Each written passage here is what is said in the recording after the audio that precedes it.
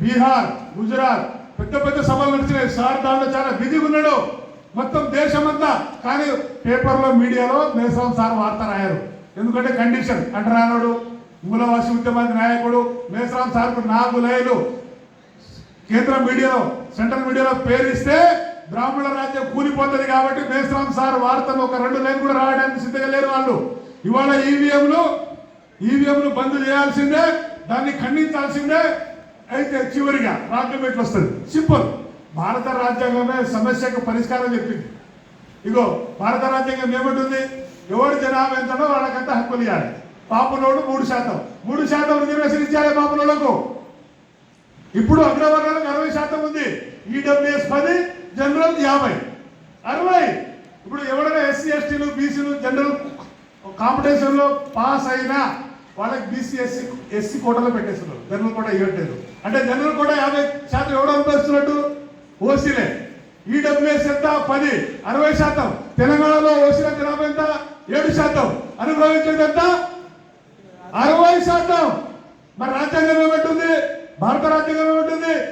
కులాన్ని లెక్కించి ఎవరి జనాభా ఎంతలో వాళ్ళకంత హక్కులు అధికారాలు ఇవ్వాలి. బాపులోడు కూడా 3%.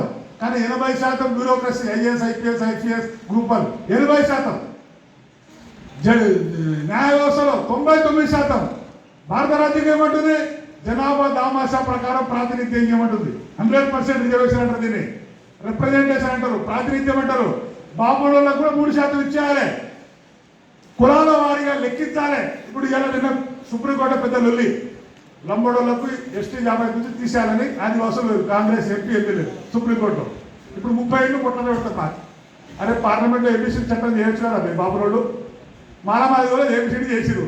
30 ఏళ్ల తర్వాత, అంటే అగాధం వచ్చిన తర్వాత ఇచ్చే దగ్గర మీరే ఉన్నారు కదా, మేము అడుగుల దగ్గర ఉన్నాం కదా, మీరు చట్టం చేయొచ్చు కదా.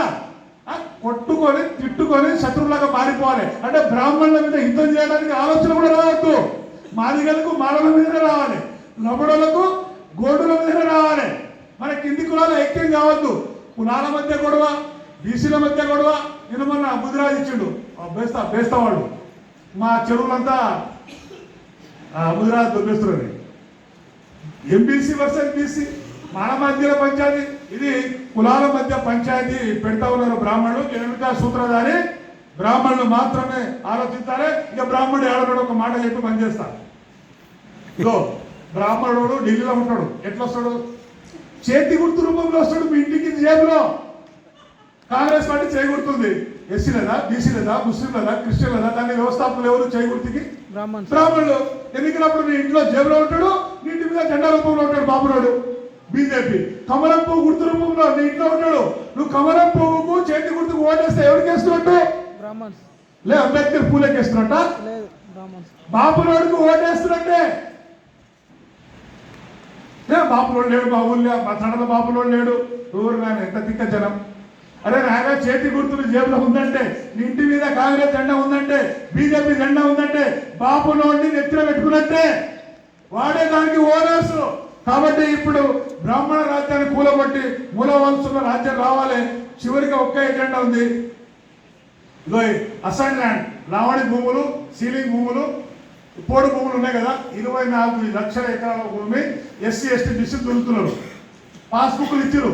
కానీ దానికి ఒరిజినల్ ఓనరు గవర్నమెంటే.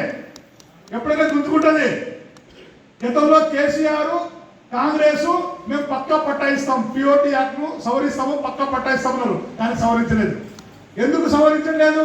మేనిఫెస్టోలో ప్రామిస్ చేసి ఈ భూములన్నీ ఎస్సీ ఎస్టీ బీసీలే కదా, ఎప్పుడైనా గుంజుకోవచ్చు, లేఅవుట్ చేయొచ్చు, ప్లాట్లు చేయొచ్చు, ఇండస్ట్రీకి ఇవ్వచ్చు. ఓసీల దగ్గర లేవు అసైన్ ల్యాండ్స్. దీన్ని పట్టా చేయట్లేదు. 24 లక్షల ఎకరాల భూమికి అసెంబ్లీలో పిఓటి యాక్ట్ ను సవరిస్తే పక్కా ఓనర్ వేసిపోతారు, కోటీశ్వరులు అవుతారు. దీని మీద మేము హైదరాబాద్ లో పెద్ద ఎత్తున భారీ ధర్నా చేయాలని ప్లాన్ చేస్తున్నాం. మేసరాం సార్ చీఫ్ గెస్ట్ గా పిలవాలని కూడా ప్లాన్ చేస్తున్నాము. ఇంకా ఈ 3 అంశాలు, ఈ దేశంలో బ్రాహ్మణ రాజ్యాన్ని కూల్చేద్దాం, మూలవాసుల రాజ్యాన్ని తీసుకొద్దాము, పూలే అంబేద్కర్ కళలని సాకారం చేద్దాము. దీనికోసం మనం వినిపోతే కుదరదు. మనం బాంషెప్ అనుబంధంగా 80 సంఘాలు ఉన్నాయి. భారతీయ విద్యార్థి మోర్చా, రాష్ట్రీయ క్రిస్టియన్ మోర్చా, రాష్ట్రీయ ముస్లిం మోర్చా, డాక్టర్ సంఘం, వకీల్ సంఘం, రాష్ట్ర ఓబీసీ మోర్చా, ఇవన్నీ బాంబ్ షేప్ అనుగుణంగా 80 సంఘాలు ఉన్నాయి. ఈ సంఘంలో మీరు సభ్యులుగా చేరండి, నాయకత్వం వహించండి. ఈ దేశానికి రాజులు ఇచ్చే దగ్గర మనం అడుక్కునే దగ్గర ఉన్నాం, బ్రాహ్మణులు ఇచ్చే దగ్గర ఉన్నారు, మనం అడుక్కునే దగ్గర ఉన్నాం. ఈ కాంచరావు చెప్పిన మాట, మేసరావు సార్ టార్గెట్ లక్ష్యము మనల్ని రాజులు చేయడమే, మనం ఇచ్చే దగ్గర పోవడమే. తర్వాత సార్ అన్నాడు బాపులో ఎదగొట్టము, మేము ఎవరి మీద రాజ్యం చేయాలి, ఎవరి మీద రాజ్యం చేయాలి? ఈ దేశం నుంచి బాపులో ఎదగొట్టము.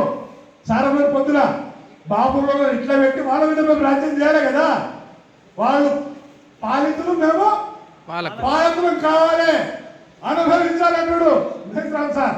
అందువరకే ఈ దేశంలో పూలే, అంబేద్కర్, సాహు మహారాజ్, బుద్ధుడు వీళ్ళందరూ బ్రాహ్మణులకు వ్యతిరేకంగానే పోరాటం చేసిరు. ఈ బ్రాహ్మణుడు అంబేద్కర్ సంఘాలకు అర్థం కాలే, ఎస్సీ ఎస్టీ సంఘాలకు అర్థం కాలే, అంబేద్కర్ బొమ్మలు పెడుతున్నారు, అంబేద్కర్ ఐడియాలజీ అర్థం కాలే.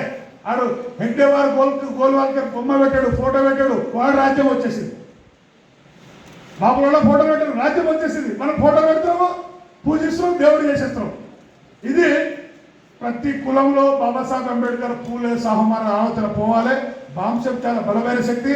నేను బాంశంలో చేరండి, బాంశం అనుబంధ సంఘాల్లో చేరండి. మేసరాం సార్ 48 సంవత్సరాల నుంచి ఫుల్ టైమరు, నిజాయితీ పరుడు, ఎక్కడ సరెండర్ కాలేదు, ఎక్కడ లొంగలేదు బ్రాహ్మణులకు, బీజేపీ, కాంగ్రెస్ కు. ఈ దేశంలో అంబేద్కర్, కాన్సీరామ్ తర్వాత ఈ దేశంలో మరో అంబేద్కర్ రూపంలో వచ్చిన వాడే వామన్ మేసరాం సార్. హిందీలో చాలా అద్భుతంగా చెప్పిండు, మామూలు విషయం కాదు. ఒకవేళ హిందీ అర్థమైతే మాత్రం ఈ దేశంలో మన రాజ్యం వచ్చేస్తుంది. Thank you. జై ముల్లా, జై భారత్.